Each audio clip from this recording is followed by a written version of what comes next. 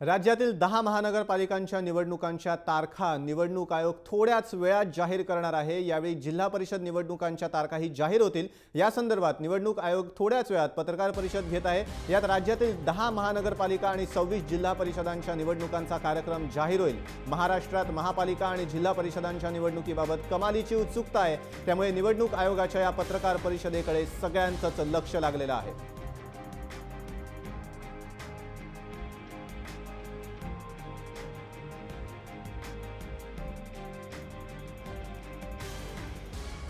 राज्यातील 10 महानगरपालिकांच्या निवडणुकांच्या तारखा निवडणूक आयोग जाहीर करणार आहे। दोन दृश्य आपण पाहतोय। उजवीकडे जी दृश्य आहेत ती थेट निवडणूक आयोगाच्या पत्रकार परिषदेतली आहेत। जिल्हा परिषद निवडणुकांच्या तारखाही या पत्रकार परिषदेत जाहीर होतील। राजू सोनावणे आपले प्रतिनिधी आहेत। राजू, थोड्याच वेळात पत्रकार परिषद सुरू होते निवडणूक आयोगाची।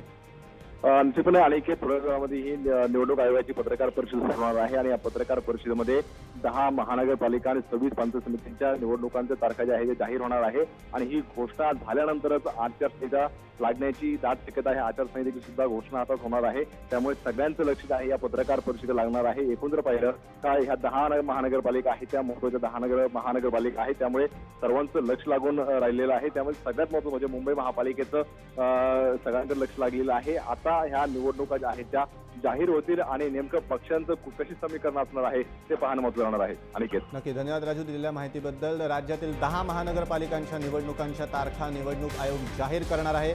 यावेळी जिल्हा परिषद निवडणुकांच्या तारखाही जाहीर होतील। पत्रकार परिषद अगदी थोड्याच वेळात निवडणूक आयोगाची सुरू होईल। यात राज्यातील 10 महानगरपालिका आणि 26 जिल्हा परिषदांच्या निवडणुकांचा कार्यक्रम जाहीर होईल। आचारसंहितेची देखील घोषणा होईल। महाराष्ट्रात महानगरपालिका आणि जिल्हा परिषदांच्या निवडणुकीबाबत कमालीची उत्सुकता आहे। त्यामुळे निवडणूक आयोगाच्या या पत्रकार परिषदेकडे सगळ्यांचंच लक्ष लागलेलं आहे।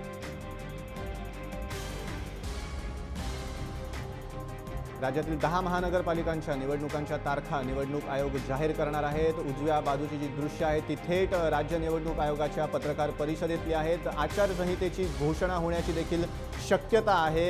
यावेळी जिल्हा परिषद निवडणुकांच्या तारखाही जाहीर होतील। या संदर्भात निवडणूक आयोगाची आता पत्रकार परिषद सुरू होते। काही क्षणात आता ही पत्रकार परिषद सुरू होईल। त्यात राज्यातील 10 महानगरपालिका आणि 26 जिल्हा परिषदांच्या निवडणुकांचा कार्यक्रम जाहीर होईल। महापालिका आणि जिल्हा परिषदांच्या निवडणुकीबाबत राज्यभरात कमालीची उत्सुकता आहे। त्यामुळे निवडणूक आयोगाच्या या पत्रकार परिषदेकडे सगळ्यांचं लक्ष लागलेलं आहे।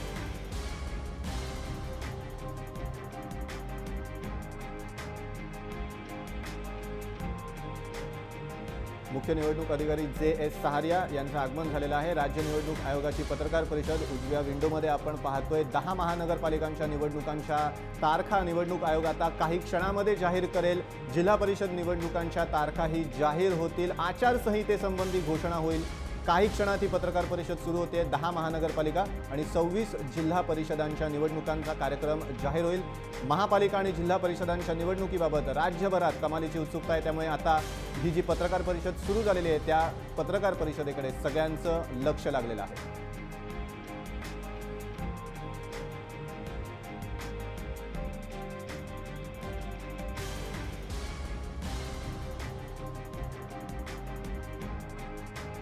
राज्यातील 10 महानगरपालिकांच्या निवडणुकांच्या तारखा निवडणूक आयोग जाहीर करणार आहे। जे.एस. सहारिया आता आलेले आहेत पत्रकार परिषदेत। जिल्हा परिषद निवडणुकांच्या तारखाही काही क्षणात जाहीर होतील।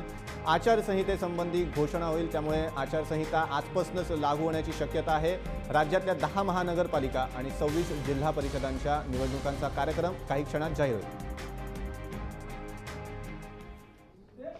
आणि माझे मते नवीन वर्षामध्ये पहिल्यांदा भेटत आहोत, म्हणून सर्वांना नवीन वर्षाच्या शुभेच्छा देतो। आज ज्या गोष्टीची आम्हाला आणि आपल्या सर्वांना उत्सुकता होती की जिल्हा परिषद आणि पंचायत समिती आणि महानगरपालिकाच्या निवडणुकाचे कार्यक्रम कसा राहणार आहे तो आयोगाने निश्चित केलेला आहे, अंतिम केलेला आहे आणि त्याचा आज इथे मी तो प्रोग्राम जाहीर करणार आहे। एक्झॅक्ट डेट देण्यापूर्वी काही बाबी जो ह्याचे मागे कोणकोणती बाबीचा आपण विचार केला त्याचा उल्लेख करणं आवश्यक आहे की त्यामुळे बरेचसे प्रश्न जे आपल्या मनामध्ये असतील त्याच्या निराकरण होणार आहे. त्याला आपल्याला माहिती आहे की संविधानाची तरतुदीप्रमाणे स्थानिक स्वराज्य संस्थाच्या सार्वत्रिक निवडणुका त्याच्या मुदत संपण्यापूर्वी होणे क्रमप्राप्त आहे. आपल्याकडे जिल्हा परिषदाची जो 26 जिल्हा परिषद आहेत त्यांची मुदत 21 मार्च रोजी संपत आहेत. पंचायत समित्याच्या मुदत 13 मार्च रोजी संपत आहेत आणि जे 10 महानगरपालिका आहे त्याची मुदत 4 मार्च ते 3 एप्रिल ह्या कालावधीमध्ये वेगळे तारखेला संपत आहेत. 4 मार्चपासून 3 एप्रिल या जवळजवळ 1 महिन्याच्या कालावधीमध्ये 10 महानगरपालिकाची मुदत संपत आहे. तो म्हणून हा तारखाचा सुद्धा आम्हाला विचार करावा लागला. दुसरा, मार्च आणि एप्रिल महिन्यामध्ये 10वी व 12वीची परीक्षा आहे आणि त्या मुलांना त्रास होऊ नये तो एक आम्ही विचार केलेला आहे. तिसरा, आपले राज्यामध्ये शिक्षक व पदवीधर MLCचे निवडणुकाची सुद्धा तारीख ह्या कालावधीमध्ये जाहीर होणार होत्या. म्हणून आपल्या डेट्स आणि त्यांचे डेट्समध्ये क्लॅश होऊ नये ते सुद्धा एक आपण विचार केलेला आहे. तसेच गडचिरोलीची विषम परिस्थिती त्यामध्ये जो 12 तालुके आहेत त्यांच्या निवडणुका कसे घ्यायचे आहे त्याबद्दल आपण विचार केला. आणि जो 5वा जो सिद्धांत आपण विचार केलेला आहे की भारत निवडणूक आयोग ह्यांनी 5 जानेवारी 2017 रोजी आम्हाला मतदार यादी दिलेली आहे आणि तीच मतदार यादी आपण प्रभागनिहाय फोडून त्याच्या आपण जिल्हा परिषद आणि महानगरपालिकाच्या निवडणुकामध्ये वापर करत आहोत. या सगळ्या सिद्धांताचा वापर करून जे आपले 26 जिल्हा परिषद आणि त्यामध्ये 296 पंचायत समित्या व 10 महानगरपालिका आहे त्याच्या आपण निवडणुकीचा प्रोग्राम तयार केला. मात्र ह्या कालावधीमध्ये नागपूर जिल्हा परिषदेमध्ये माननीय हायकोर्ट माननीय उच्च न्यायालयाच्या स्थगिती आलेली आहेत जिल्हा परिषद आणि त्यामुळे आज आम्ही नागपूर सोडून 25 जिल्हा परिषद त्या अंतर्गत 283 पंचायत समित्या ह्याच्या निवडणुका आणि तसेच 10 महानगरपालिका त्याच्या आपण आज इथे अनाउन्समेंट करणार आहोत.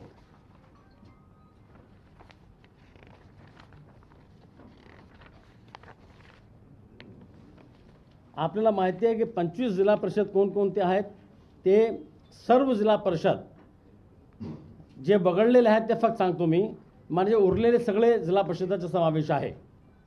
ठाणे, पालघर, धुले, नंदुरबार, अकोला, वाशिम, भंडारा, गोंदिया व नागपूर हे जिल्हे बघून 9 जिल्हे बघून आपल्याकडे मुंबई आणि मुंबई उपनगरामध्ये जिल्हा परिषद नाही, म्हणजे 11 जिल्हा असं बघून उर्वरित 25 जिल्ह्यामध्ये जिल्हा परिषदाची निवडणुका आहेत. ठाणे, पालघर, धुले, नंदुरबार, अकोला, वाशिम, भंडारा, गोंदिया व नागपूर. नागपूरमध्ये स्टे आहे. असा 9 जिल्हा परिषद. मुंबई आणि उपनगरमध्ये जिल्हा परिषद अस्तित्वात नाही असे 11 जिल्हे वगळून 36 जिल्ह्यापैकी 25 जिल्हे म्हणजे 36 - 11 25 जिल्हा परिषदाची निवडणुका आपण आज घोषित करत आहोत. तसेच 10 महानगरपालिका त्यामध्ये नागपूर महानगरपालिका, ठाणे, सोलापूर, मुंबई, अकोला, अमरावती, पिंपरी चिंचवड, नाशिक, पुणे आणि उल्हासनगर असा 10 महानगरपालिकाच्या निवडणुकीचा कार्यक्रम आपण आज इथे घोषित करत आहोत. निवडणुकाचा जो प्रोग्राम आहे जिल्हा परिषदचा प्रोग्राम, जिल्हा परिषदमध्ये मतदान 2 फेजेसमध्ये होणार आहे, 2 टप्प्यात होणार आहे. पहिल्या टप्प्यामध्ये 15 जिल्ह्याचा समावेश आहे.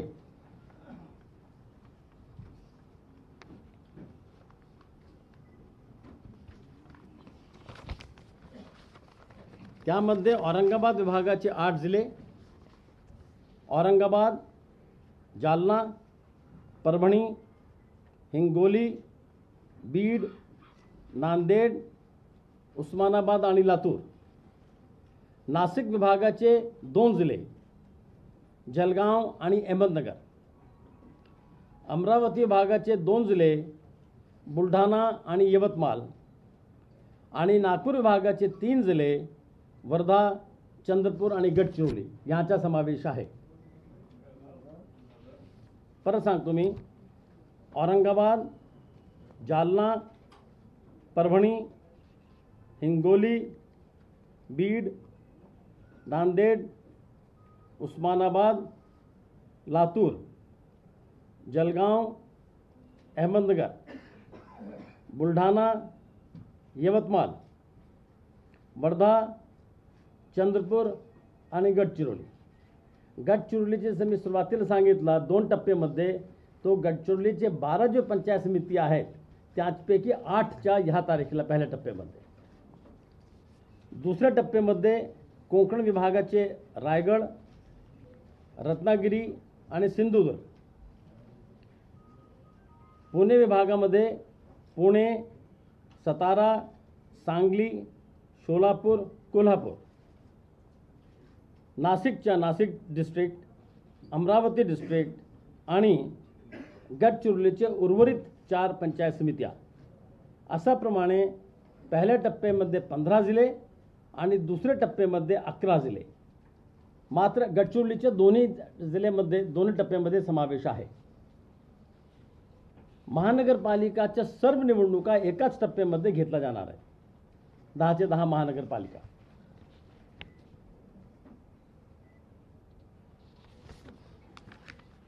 पहिला टप्पा जिल्हा परिषद, जसं मी सांगितलं 15 जिल्हे आणि 165 पंचायत समित्या याच्या नामनिर्देशनची सुरुवात 27 जानेवारी ते 1 फरवरी ह्या कालावधीत होणार आहे. 27 जानेवारी ते 1 फरवरी या कालावधीमध्ये नामनिर्देशन केलं जाणार आहे. मतदान 16 फेब्रुवारी रोजी होणार आहे. पहिल्या टप्प्यातील 15 जिल्हे आणि 165 पंचायत समितीच्या मतदान 16 फेब्रुवारी रोजी होणार आहे. दुसऱ्या टप्प्याचे जिल्हा परिषद 11 जिल्हे आणि 118 पंचायत समित्या यांच्या नामनिर्देशन 1 फरवरीपासून 6 फरवरीपर्यंत केला जाणार आहे आणि मतदान 21 फेब्रुवारी रोजी होणार आहे. म्हणजे 5 दिवसाच्या नंतर.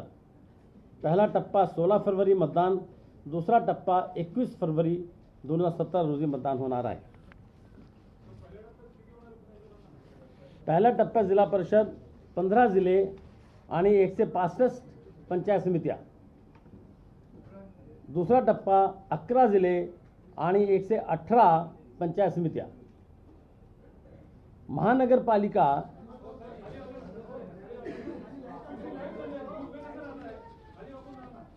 महानगरपालिकामध्ये 10 महानगरपालिका आहेत. त्याच्या नामनिर्देशन 27 जानेवारी ते 3 फेब्रुवारी ह्या कालावधीत केला जाणार आहे आणि याच्या मतदान 21 फरवरीला होणार आहे. म्हणजे पहिल्या टप्प्यामध्ये जिथे मतदान 16 फेब्रुवारीला आहे तिथे 15 जिल्हे आणि 165 पंचायत समित्या आणि दुसऱ्या टप्प्याच्या मतदान 21 फरवरी आणि 21 फरवरी रोजी 10 महानगरपालिकाचे मतदान आणि त्याचबरोबर 11 जिल्हे आणि 118 पंचायत समितीच्या मतदान होणार आहे. म्हणजे मतदान 2 दिवस पडणार आहे राज्यामध्ये, 16 तारखेला आणि 21 फेब्रुवारीला.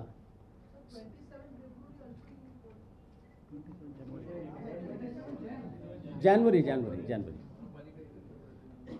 तो महानगरपालिका आणि दुसऱ्या टप्प्यातील जिल्हा परिषद याच्या मतदान 21 फरवरी आणि पहिल्या टप्प्यातील फक्त जिल्हा परिषद त्याच्या मतदान 16 फेब्रुवारी रोजी होणार आहे. या सर्वांची मतमोजणी 23 फेब्रुवारी रोजी होणार आहे. सर्वांची मतमोजणी 23 फेब्रुवारी रोजी केली जाणार आहे. हा जो आपण डेट्स जो निश्चित केलेली आहे, जसं मी सुरुवातीला सांगितलं, हे 4-5 सिद्धांत आपण विचार करून केलेले आहे. गडचिरोलीची विषम परिस्थिती म्हणून 2 टप्पे. नंबर 1, शक्यतो फेब्रुवारीच्या आत निवडणुका घ्यायच्या आहे, कारण की मार्च महिन्यामध्ये मुलांची परीक्षा. तिसरा, जे 5 जानेवारीला आम्हाला भारत निवडणूक आयोगाकडून प्राप्त होणारी मतदार यादी, आणि यामध्ये जो आणखी एक प्रिन्सिपल आपण वापरला ज्याचा उल्लेख करणं आवश्यक आहे की एका जिल्ह्यामध्ये असलेल्या जर महानगरपालिका आणि जिल्हा परिषदची निवडणूक असेल तर एकाच दिवशी. जिल्ह्याचे आम्ही विभाजन केलेलं नाही. महानगरपालिका आणि जिल्हा परिषदची निवडणुका त्या जिल्ह्यामध्ये एकत्रित घेतली जाणार आहे. म्हणून नाशिक जिल्हा जर नाशिक विभाग जर बघितला तो नाशिक विभागामध्ये जळगाव, अहमदनगर त्याच्या निवडणुका पहिल्या टप्प्यामध्ये आहेत. नाशिक जिल्ह्याची निवडणुका नाशिक महानगरपालिकाचे बरोबर दुसऱ्या टप्प्यामध्ये आहेत. तसेच पुणे, पिंपरी चिंचवड आणि जिल्हा परिषद पुणे ह्याची निवडणुका दुसऱ्या टप्प्यामध्ये आहेत. सोलापूर महानगरपालिका, सोलापूर जिल्ह्याच्या निवडणुका दुसऱ्या टप्प्यामध्ये एकत्रित आहेत. आम्ही जिल्ह्याचे 2 भाग केलेले नाही. आणखी आपण एक प्रिन्सिपल वापरलेला आहे, त्याचा मी उल्लेख थोड्या वेळात करणार आहे. या तारीखा निश्चित करताना आता आपले आज आपण सगळे उपस्थित आहेत म्हणून काही गोष्टी आपल्या माध्यमातून सर्व उमेदवारांना, सर्व राजकीय पक्ष व सर्व मतदारांना सांगणे आवश्यक आहे की मतदार यादीच्या विभाजन, जसं आपल्याला माहिती असेल की स्थानिक स्वराज्य संस्थाच्या निवडणुकामध्ये भारत निवडणूक आयोगाने तयार केलेली मतदार यादी वापरली जाते आणि भारत निवडणूक आयोगाने मतदार यादी 5 जानेवारी रोजी आम्हाला उपलब्ध करून दिलेली आहे. आता ह्याचे 3 टप्पे असतात. पहिला, ह्याचे प्रभागनिहाय विभाजन करणे. तो सर्व मतदार यादी जो मला प्राप्त झालेली आहे त्याचे प्रभागनिहाय विभाजनाचे काम सुरू आहेत. ते उद्यापर्यंत कंप्लीट होणार आहे. उद्यापासून 12 तारखेपासून 17 तारखेपर्यंत त्याच्यावर ऑब्जेक्शन्स मागवले जाणार आहेत. ऑब्जेक्शन्स 17 तारखेपर्यंत प्राप्त झाल्यानंतर त्याच्यावर अंतिम निर्णय घेऊन 21 तारखेपर्यंत मतदार यादी अंतिम होणार आहे. आणि 21 जानेवारी रोजी प्रभागनिहाय मतदार यादी अंतिम होणार आहे. म्हणून जसं मी सांगितलं की आम्ही फक्त भारत निवडणूक आयोगाने तयार केलेली मतदार यादी वापरतो. त्यामध्ये नाव आम्ही नवीन टाकत नाही, आम्ही नावे कमी करत नाही. म्हणून जर मतदाराच्या नाव भारत निवडणूक आयोगाची मतदार यादीमध्ये नसेल तर आम्ही नाव टाकू शकत नाही. चुकीचं नाव आलं असेल आम्ही दुरुस्त करू शकत नाही. जसे भारत निवडणूक आयोगाची मतदार यादी 5 जानेवारी 2017 रोजीची आहे तीच मतदार यादी मी वापरणार आहे. सजेशन्स कशासाठी? त्यांचा प्रभाग चुकला, विभाजन करताना काय चूक झाली, किंवा भारत निवडणूक आयोगामध्ये त्यांचं नाव XXX आहे, आम्ही छापला XY. भारत निवडणूक आयोगाचे यादी आणि आमची यादीमध्ये काय तफावत आली तर दुरुस्त करता येते, प्रभाग चुकला तर दुरुस्त करता येते, बाकी दुरुस्ती आम्हाला करता येत नाही. हे सगळे लोकांना समजण्याची गरज आहे. नाही तर बरेच लोक सांगतात की आमचं नाव मतदार यादीत आलं नाही, आता काय करावं. आणि ह्या मतदार यादीमध्ये नाव टाकता यावं यासाठी आपण 16 सप्टेंबरपासून 21 ऑक्टोबर 2016 पर्यंत मोठ्या प्रमाणावर जनजागृती मोहीम राबवल्या होता. ज्या लोकांनी ह्या कालावधीमध्ये अर्ज केलेला आहे फक्त त्याचा विचार मतदार यादीमध्ये भारत निवडणूक आयोगाने केलेला आहे. 21 ऑक्टोबरच्या नंतर सुद्धा लोकांना अर्ज करता येते, मात्र त्याचा विचार केला गेला नाही. म्हणजे समजा एक माणसाने डिसेंबरमध्ये अप्लाय केला होता की आमचं नाव टाकावं, त्यांना ह्या मतदानामध्ये भाग घेता येणार नाही. ज्या लोकांनी 21 ऑक्टोबर 2016 पर्यंत अर्ज सादर केलेला आहे फक्त त्याचा विचार केला जाणार आहे. त्याचा विचार भारत निवडणूक आयोगाने केला असेल पर भारत निवडणूक आयोगाने त्याचे नाव टाकला किंवा नाही ते आम्ही काय भाष्य करू शकत नाही. जर त्याने नाव टाकलं असेल तरच तो मतदान ह्या निवडणुकामध्ये करू शकतो, नाहीतर करता येत नाही. आमच्याकडे काही लोकांनी तक्रार केली की साहेब 40,000 नाव वगळण्यात आलेले, 30,000 नाव वगळण्यात आले. आम्ही नाव वगळत नाही, भारत निवडणूक आयोग करते. तो ज्या लोकांची अशी तक्रार असेल त्याने भारत निवडणूक आयोगाकडे संपर्क साधला पाहिजे. तरीही लोकांना सोय व्हावी म्हणून आम्ही प्रारूप मतदार यादी डिसेंबरचे 21 तारखेला वेबसाईटवर टाकलेली होती की सर्व राजकीय पक्ष आणि उमेदवार आणि मतदार यांनी त्यांची प्रारूप मतदार यादी पाहावी. मला विश्वास आहे की सर्व लोकांनी त्याप्रमाणे मतदार यादी तपासली असावी. इथे तो भारत निवडणूक आयोग करत आहे. हां, मी सांगतो. इथे एक आणखी महत्त्वाची गोष्ट आहे, आदर्श आचारसंहितेची प्रभावी अंमलबजावणी. आदर्श आचारसंहितेसाठी आपण नव्याने सर्व आदेश संकलित करून 14 ऑक्टोबर 2016 रोजी एक पुस्तिका प्रकाशित केलेली आहे. आपल्याला माहिती आहे, आम्ही सर्व लोकांना दिलेली आहे. आणि ह्याची प्रभावी अंमलबजावणी व्हावी ह्यासाठी प्रत्येक जिल्ह्यामध्ये आणि प्रत्येक महानगरपालिकाच्या क्षेत्रामध्ये एक संनियंत्रण समिती तयार करण्यात आलेली आहे. जिल्हाधिकारी यांच्या अध्यक्षतेखाली व मनपा आयुक्त यांच्या अध्यक्षतेखाली, आणि त्यामध्ये सर्व संबंधित विभागाचे अधिकारी ते मेंबर आहेत. त्यामध्ये प्रामुख्याने पोलीस विभाग, आयकर विभाग, राज्य उत्पादन शुल्क, बँके, ट्रान्सपोर्ट इत्यादी इत्यादी जे काही आवश्यक आहे. सूचना अशी दिलेली आहेत आम्ही की जे काही निर्भय, मुक्त व पारदर्शक निवडणुकासाठी जे काही आवश्यक विभाग आहे त्याची मदत घ्यावी आणि त्याचे अधिकारीला मेंबर करून घ्यावी. कसलाही बंधन नाही जिल्हाधिकारीवर आणि महानगरपालिका आयुक्तावर. त्याने कोणत्याही अधिकारीला संनियंत्रण समितीच्या मेंबर करता येते. कारण की आदर्श आचारसंहिताचा एक मुख्य भाग आहे की मतदारावर विपरीत परिणाम होणार नाही, मतदारांना प्रलोभन देता येणार नाही, असं कोणताही कृत्य कोणी करू शकत नाही. हा आदर्श आचारसंहिताचा एक मुख्य भाग आहे.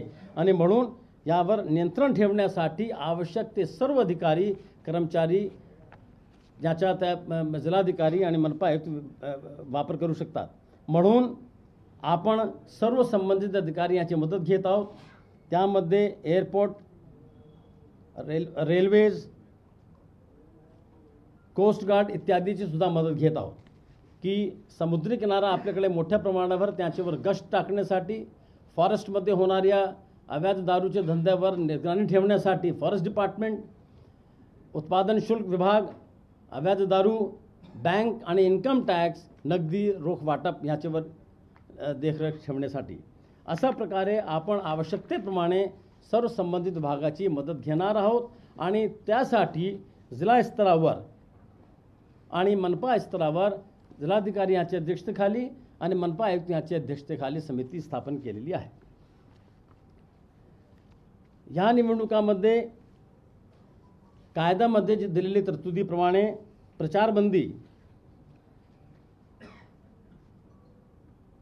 जिल्हा परिषदचे पहिल्या टप्प्यामध्ये 14 फेब्रुवारी रात्री 12 पासून प्रचारबंदी राहणार आहे. 16 तारखेला मतदान आणि 14 तारीख मध्यरात्रीपासून म्हणजे 14-15ची मध्यरात्रीपासून प्रचारबंदी लागणार आहे.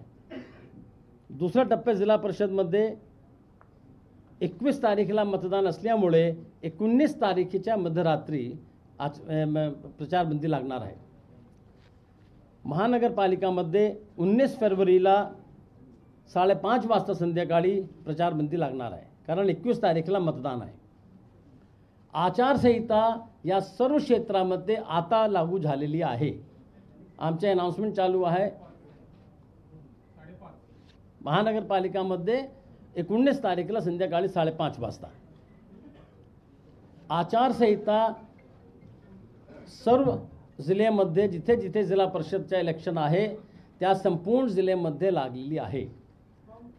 आता चालू झाली मतमोजणीपर्यंत, मतमोजणी संपेपर्यंत आतापासून मात्र ज्या जिल्ह्यामध्ये महानगरपालिका किंवा नगरपालिकाच्या निवडणुका नाही त्या क्षेत्रामध्ये सर्व विकासाचे काम करण्याची भूमा राहणार आहे. आचारसंहिता राहणार आहे, मात्र विकासाचे काम करण्यावर कसलाही बंधन राहणार नाही.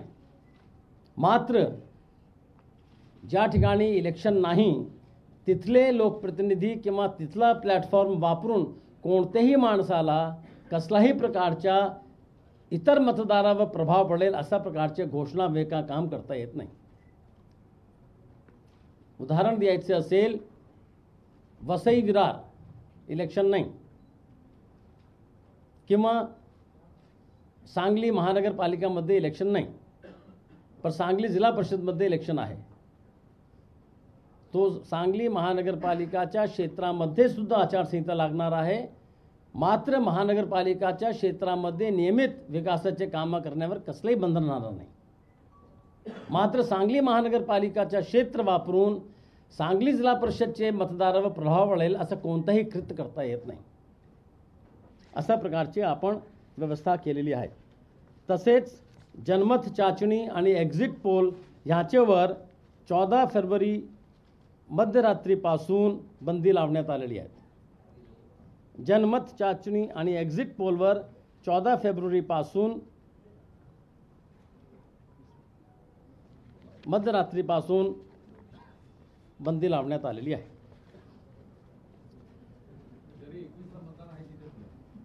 हो, सगळं ठिकाणी उमेदवाराने खर्च करण्याची जो लिमिट्स आहेत आपल्याला माहिती आहे. त्यामध्ये महानगरपालिकामध्ये आणि A+मध्ये 5 लाख, मध्ये 4 लाख, मध्ये 4 लाख, मध्ये 3 लाख, जिल्हा परिषदमध्ये 3 लाख आणि पंचायत समितीमध्ये 2 लाख. त्यामध्ये काय बदल नाही. आता सध्या आणि A+5 लाख महानगरपालिका, ब वर्ग 4 लाख, क वर्ग 4 लाख, ड वर्ग महानगरपालिका 3 लाख, जिल्हा परिषद 3 लाख, पंचायत समिती 2 लाख. आपल्याला माहिती आहे की खर्चावर नियंत्रण ठेवणे याबाबत माननीय सर्वोच्च न्यायालयाने अनेकदा अनेक सूचना दिलेल्या आहेत. ते लक्षात घेता राज्य निवडणूक आयोगाने काही आदेश काढले होते. त्याच्या परत आपल्या नजरेस मी आणू इच्छितो. प्रत्येक उमेदवार व प्रत्येक राजकीय पक्षाने ह्या निवडणुकांसाठी स्वतंत्र बँक खाता उघडायचा आहे आणि फक्त त्या स्वतंत्र बँक खात्यामधून खर्च करता येते. प्रत्येक उमेदवारांनी निवडणूक संपल्यानंतर 30 दिवसाच्या आत खर्चाचा संपूर्ण हिशोब सादर करायचा आहे आणि उमेदवाराने खर्चाचा हिशोब सादर करताना सर्व प्रकारचा खर्च जो त्याने केलेला आहे तो सादर करायचा आहे.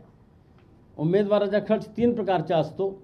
त्याने स्वतःच्या खिशातून केलेला खर्च, दुसरा त्याच्यावर राजकीय पक्षाने केलेला खर्च आणि तिसरा त्याचे मित्रमंडळी, नातेवाईक, संस्था, कंपनी त्यांनी त्याच्यावर केलेला खर्च. या तिन्ही प्रकारच्या केलेला खर्चचा समावेश असलेला तपशील प्रत्येक उमेदवाराने निवडणूक संपल्यानंतर 30 दिवसाच्या आत देणे आवश्यक आहे. जर दिला नाही तर त्याला निर्ह करता येते आणि तशा प्रकारची कारवाई केली जाणार आहे. प्रत्येक राजकीय पक्षांना 60 दिवसाच्या आत स्थानिक स्वराज्य संस्थावर केलेला खर्चाचे तपशील सादर करणे अनिवार्य आहे. जर त्याने केला नाही तर त्याची नोंदणी रद्द सुद्धा करता येते. आचारसंहिताची प्रभावी अंमलबजावणी फार महत्त्वाची आहे आणि त्यासाठी आम्ही सर्व उपाययोजना करणार आहोत. त्यामध्ये प्रामुख्याने निवडणूक निरीक्षक ह्याची आपण नेमणूक करणार आहोत या इलेक्शनसाठी.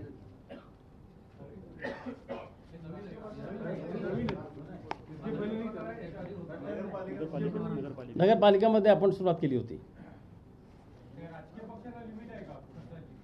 राजकीय पक्षाला सध्या लिमिट नाही आहे. आज लिमिट नाही आहे.